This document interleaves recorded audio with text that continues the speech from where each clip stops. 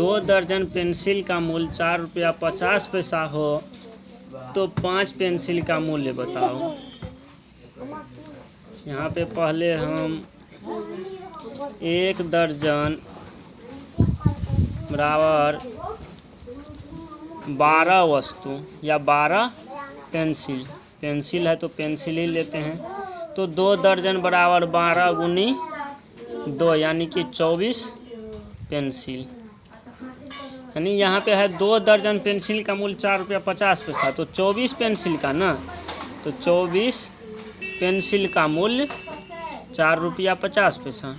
तो 1 पेंसिल का हम निकालते हैं, यानी पेंसिल का मूल्य 4 रुपया 50 पैसा बट्टा 24, यानी कि हम पहले ही करते हैं, एक से ज़्यादा वस्तु का मूल्य पता रहता है और एक का निकालते हैं तो भाग करते हैं। यानी एक ही का नियम है, पहले एक का निकालेंगे तो 4, इसमें हम अगर ये पॉइंट को हटाएंगे तो पॉइंट को हटाने के बाद नीचे में 100 गुनी हो जाएगा, यानी 450 बटा 24 गुना 100। इसलिए हम करते हैं कि ताकि हमको काटने में आसान हो जाए। 0 कट गया और इसको काटते हैं। 2 पंचा 10 और 9 पंचा 45, फिर 8 तिया 24, 3 तिया 9, उसके बाद 3 बटा हमारा आ गया 16, 3 बटा 16 आया। तो यानी 1 पेंसिल का मूल्य 3 बटा 16 रुपया। तो पूछ रहा है सवाल में 5 पेंसिल,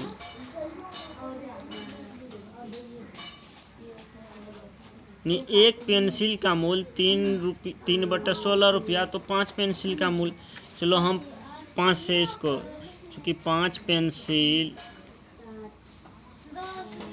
का मूल्य बराबर 3 बटा 16 और गुनी 5, यानी 5 तिया 15 बटा 16, यानी हमारा 5 पेंसिल का मूल्य निकला है 5 बटा 16।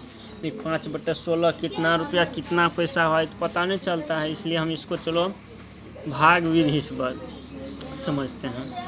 यानी कि 15 में भाग देंगे 16 से तो डायरेक्ट तो लगेगा नहीं, इसलिए हम पॉइंट लगा के यहाँ पे पहले 0 लिखते हैं। और 16 धन 160 होता है, लेकिन यहाँ पे है 150, इसलिए 16 नंबर 144। यहाँ बच जाएगा 10, 6 और यहाँ कट गया और कट गया, ये पॉइंट के बदला हम 0 लिखेंगे। और यहाँ पर अब देखते हैं, यहाँ पे हम बढ़िया से समझते हैं कि 16 तिया 48 और 16 चौका 64, 4 बार में 16 गुनी 4 करते हैं तो 64 होता है, और 16 गुनी 3 करते हैं तो 16 तिया 48 होता है। अब भाई साहब यहाँ इसमें से कौन लगाएंगे, अगर 64 लिखेंगे तो ज़्यादा हो जाएगा, 48 लिखेंगे तो बहुत नहीं, यहाँ पे 64 ही लिखेंगे। क्यों? क्योंकि 48 60 से बहुत कम हो जाता है। अगर हम 64 लिखेंगे तो 48 60 से बहुत कम हो जाता है, इसलिए ये भी एक नियम है भाग का कि संख्या से ज़्यादा दूर नहीं होना चाहिए। इसलिए हम 16 चौका, यहाँ पे 16 चौका 64 लगा सकते हैं यहाँ से, क्योंकि 4 ज़्यादा है।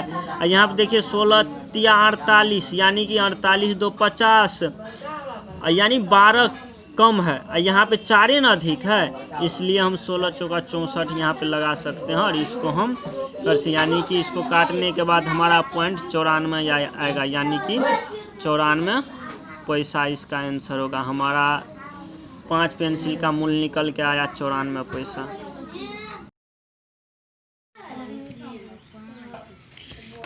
यदि 3 कुर्सी का मूल्य 36 रुपया हो तो 10 कुर्सी का मूल्य निकालो। एक ही का नियम है, पहले एक का दाम पता करेंगे। लिखेंगे पहले कि 3 कुर्सी का मूल्य 36 रुपया। कितना रुपया? 36 रुपया। 3 कुर्सी का मूल्य 36 रुपया। एक ही का नियम है तो पहले एक कुर्सी का मूल्य, तो एक कुर्सी का मूल्य 36 किस एक कुर्सी का मूल निकालेंगे तो ये 36 को यहीं पे लिखेंगे। 36 कितना कुर्सी का मूल है, तो 3 कुर्सी का ना, तो इसके बटे में 3 लगा देंगे, कुछ नहीं करना है। यानी कि 3 कुर्सी का मूल 36 रुपया, तो एक कुर्सी का मूल तो 36, ये जो है इस सामने में लिखेंगे, लेकिन 36 रुपया जो है कितना कुर्सी का मूल है, तो 3 कुर्सी का, इसके बटे में 3 लगा देंगे। भाई साहब इसको अगर हम काटना चाहते हैं तो काट भी सकते हैं, तो इसने भी रख सकते हैं। चलो काट लेते हैं। तो 12 तिया 36, यानी कि एक कुर्सी का मूल हमारा निकल के आया है 12 रुपया। अब तो स्पष्ट है, जब एक कुर्सी का मूल 12 रुपया है तो एक से अधिक का कितनों पूछेगा, तो उसको हम गुना कर देंगे। इसलिए 10 कुर्सी का पूछ रहा है, तो 10 कुर्सी का मूल्य बराबर हो जाएगा 12 गुनी 10, यानी कि 12 धन 120 रुपया।